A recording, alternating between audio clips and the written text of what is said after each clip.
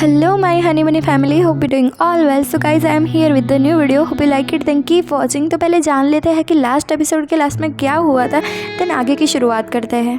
Master Jung और बिकना किम के बीच में वो अल्टीमेट सीन चल रहा था, पर फिर भी मास्टर युंग को अभी भी सेटिस्फेक्शन नहीं मिल रही थी, तो वो उसे अपनी चैम्बर में लेकर आते हैं। अब आगे देखते हैं कि आगे क्या होता है। मास्टर युंग बिकना किम को पूछ रहे थे, क्या उस जगह पर तुम्हें खुदकुदी हो रही है? वो जगह मुझे और भी ज़्यादा उत्सुक करती है करने के लिए। बिकना किम शर्म के मारे कुछ बोल नहीं पाता, पर उनके सामने दिखने लगता है। मास्टर युंग बिकना किम को पूछता है, एक बात बोलो बिकना किम, तुम्हें ये सब करने के लिए पहले तो मुझे मनाना पड़ता था, ज़बरदस्ती करनी पड़ती थी, पर अब तो तुम खुद ही मान जाते हो, वैसे सारी चीज़ें करते हो जिससे कि मैं तुम्हारे अंदर डीप और जा पाऊँ। मास्टर युंग बिकना किम के पैर के थंब को लिक करता है और बोलता है, तुम्हें हर बार इतनी जल्दी क्यों होती है? थोड़ा रुको ना, सब्र करो, हर चीज़ में जल्दबाजी अच्छी नहीं होती। आज रात को मैं तुम्हें जाने नहीं देने वाला हूँ। बिकना किम चिल्ला उठता है और बोलता है, मास्टर युंग ये सब ना कीजिए, ये सब अच्छा नहीं लगता, आप ये क्या कर रहे हो? मास्टर युंग बोलते हैं, आज तो मैं तुम्हारी कुछ बात सुनने नहीं वाला हूँ, तुम रुको बिकना किम, मैं तुम्हें कुछ करके दिखाने वाला हूँ अभी। अब ये वाली रात तो बहुत ही हद तक चली जाती है। बिकना किम के ना करने के बाद भी मास्टर युंग रुकते नहीं हैं। मास्टर युंग बोलता है, चलो ये तो अब अच्छा हो गया, अब आगे बताओ आगे क्या करना है और क्या तुम्हें चाहिए? मास्टर युंग बोलता है, बिकना किम प्लीज़ बार बार ऐसा मत बोलो कि तुम्हें इंतज़ार करना है, तुम्हें पता है ना मैं इन चीज़ों में इंतज़ार नहीं कर सकता। मास्टर युंग बोलता है, look at you, you all wait, और उस चीज़ को टच करके बोलता है, क्या ये आंसू है या फिर कुछ और? मास्टर युंग बोलता है, अभी कुछ भी हुआ नहीं है, मुझे ऐसा लग रहा है, अभी मुझे इन चीज़ों में मज़ा नहीं आया। वैसे तुम बताओ बिकना किम, तुम मेरे लिए और क्या ज़्यादा कर सकते हो? ये तो मेरे लिए इनफ नहीं था, तुम तो गीले थे ना, तो फिर ट्राई क्यों हो रहे हो? मैं तुम्हें होने देना नहीं चाहता सूखा सूखा। तब मास्टर युंग कुछ और ही ज़्यादा कर देता है। बिकना किम बोलता है, it's hurt master Yung, please don't do that, ये बहुत ज़्यादा दर्द दे रहा है। पर फिर भी मास्टर युंग रुकते नहीं और करते रहते हैं ज़बरदस्ती बिकना किम के साथ। मैं आपको बता दूं कि मास्टर युंग के माइंड में एक तरफ ये भी था कि मैं बिकना किम को इतना प्यार करूं, फिज़िकल नीड उसे जितनी चाहिए उससे भी ज़्यादा उसे दूं, जिससे किसी और का वो विचार भी ना करे। मास्टर युंग बिकना किम को बोलता है कि तुम अपनी गति जारी रखो, मैंने तुम्हें क्या कहा नहीं था कि तुम जो चाहो वो मेरे साथ कर सकते हो, पर तुम तो कुछ भी नहीं करते, फिर मुझे करवाना पड़ता है। वैसे तुम जो चाहो वो कर सकते हो मेरे साथ, मैंने तुम्हें कभी मना नहीं किया है किसी भी चीज़ के लिए। अगर तुम चाहो तो तुम मुझे दर्द भी दे सकते हो जितना दर्द मैंने तुम्हें दिया है। अगर तुम उससे भी ज़्यादा दर्द मुझे देना चाहते हो तो वो मैं एक्सेप्ट करने के लिए रेडी बैठा हूँ। पर बिकना किम तो और भी ज़्यादा गुस्सा हो जाता है और बोलता है, यार रुक जाइए ना, नहीं मुझसे हो पा रहा है, क्यों आप ऐसा कर रहे हो मेरे साथ? अभी तक आपने मेरे साथ जो भी किया वहाँ पर मुझे कुछ अच्छा फील हो रहा था, पर ये तो मुझे हर्ट कर रहा है, प्लीज़ मास्टर युंग मत कीजिए। पर मास्टर युंग तो हावी हो जाते हैं उस पर। बिकना के मन में सोचता है कि मेरे पास अब कोई चॉइस ही नहीं है कि मैं उनका हाँ बोलूँ या ना, वो तो मुझे छोड़ ही नहीं रहे। और मास्टर युंग और ज़्यादा हावी हो जाते हैं और बिकना किम के साथ और ज़्यादा ज़बरदस्ती करने लगते हैं। बिकना किम बोलता है, मास्टर युंग इस बार आपने कुछ ज़्यादा ही कर दिया है। मास्टर युंग भी बोलता है कि हाँ मुझे भी ऐसा लग रहा है कि मुझे कुछ ज़्यादा ही इस बार फील हो रहा है, पर मैं क्या करूँ बिकना किम, तुम्हारे अलावा मेरे पास इस चैम्बर में और कोई नहीं है। तो बिकना किम को समझ में आ रहा था कि मास्टर युंग क्या कहना चाहते थे, पर अभी वो होशो-हवास में नहीं था कि वो चीज़ को एक्सेप्ट करके उनको कुछ बोले। वो उस टाइम पर बस इतना ही चाहता था कि मास्टर युंग कुछ भी करके उसे छोड़ दे। फाइनली मास्टर युंग उसे छोड़ देते हैं और दोनों का ही ख़त्म हो जाता है। सो गाइज़ अब आगे देखते हैं कि आगे क्या होता है। तो हमें दिखाया जाता है कि कोई डोर नॉक कर रहा था और बोल रहा था, प्लीज़ ओपन द डोर, मुझे बाहर जाना है, प्लीज़ मुझे जाने दो। यहाँ पर हमें दिखाया जाता है कि एक कमरे में एक लड़के को बंद करके रखा था और वो लड़का बोल रहा था, प्लीज़ फादर, उसके फादर का नाम था किम, प्लीज़ फादर मुझे यहाँ से बाहर जाने दो, ओपन द डोर, मुझे बाहर जाना है। वो अपने से हो सके उतनी ताकत लगाकर उस डोर को तोड़ने की भी कोशिश करता है, पर वो हार जाता है। वो डोर खुलने का नाम ही नहीं ले रहा था क्योंकि उस कमरे में सिर्फ सिर्फ एक मोमबत्ती थी जो जल रही थी, उसी प्रकाश में उसे रहना था। तभी हमें पता चलता है कि ये तो मास्टर यूंग थे।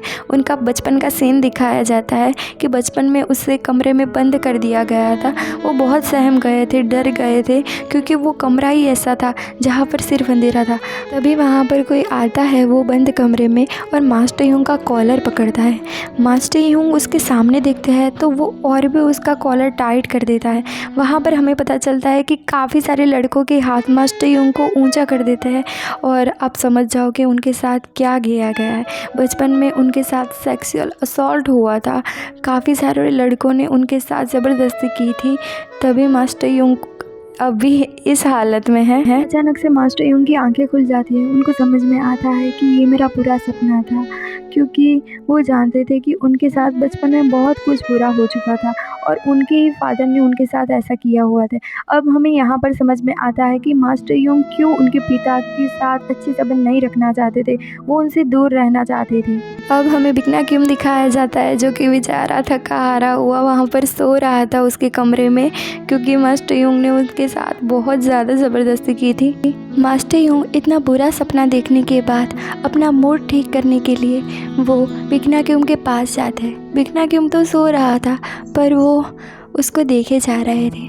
वो सोचते हैं बिकना क्यूम कितना मासूम लगता है, किसी के भी साथ कोई दिक्कत नहीं। मैंने उसके साथ कितना कुछ गलत किया है, फिर भी अपने बहन के साथ जाने के बजाय वो मेरा साथ दे रहा था। कह रहा था कि मास्टर यूंग ने मुझे ज़बरदस्ती यहाँ पर नहीं रखा है। और ये सब सोचते सोचते मास्टर यूंग भी बिकना क्यूम के साथ सो जाते हैं। वो सोचते हैं कि अगर मैं यहाँ सोऊंगा तो मुझे अच्छी सुकून वाली नींद आएगी। बिकना क्यूम के पास मुझे सुकून मिलता है। बिकना क्यूम और मास्टर यूंग दोनों एक दूसरे के साथ सो रहे थे, पर सोते सोते बिकना क्यूम के माइंड में तो वही चल रहा था जो उसकी बहन ने बोला था कि बिकना क्यूम मास्टर यूंग तुम्हारा इस्तेमाल कर रहा है। किसी और के साथ तुम बोलते तो मैं एक बार समझती भी, पर कोई और नहीं। और मास्टर यूंग के चैम्बर तो बर्फ़ से ढक चुके थे, बहुत स्नोफॉल हो रही थी। सर्वेंट उस स्नोफॉल को कम करने के लिए वहाँ पर झाड़ू लगा रहे थे।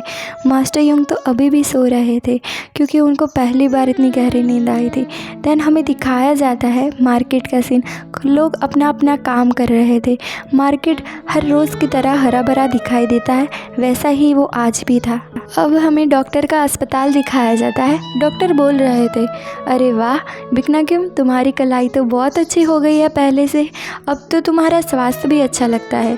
पर मेरी एक बात याद रखना, अपना ख्याल रखना और हो सके उतना खुद को मत थकाना, काम बहुत मत करना। यहाँ पे हमें पता है कि बेचारा थक क्यों जाता था, क्योंकि मास्टर यूंग उसे रात को काम करवाते थे। सो बिकना क्यूम बोलता है धन्यवाद आपका। तो डॉक्टर भी जान गए थे कि बिकना क्यों मास्टर यूंग के पास है। वो बोलते हैं सब कुछ ठीक है ना।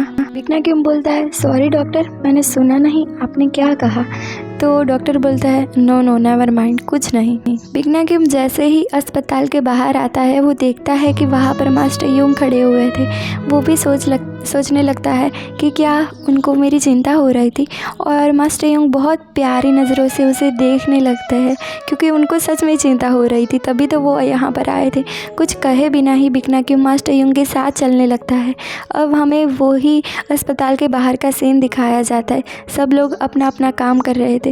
बिकना क्यूम अभी भी वो सोच में था कि मास्टर यूंग यहाँ पर क्यों आए, पर मास्टर यूंग तो उसके आगे आगे चल रहे थे। बिकना क्यूम मन में सोचता है मास्टर यूंग काफ़ी बदल गए हैं।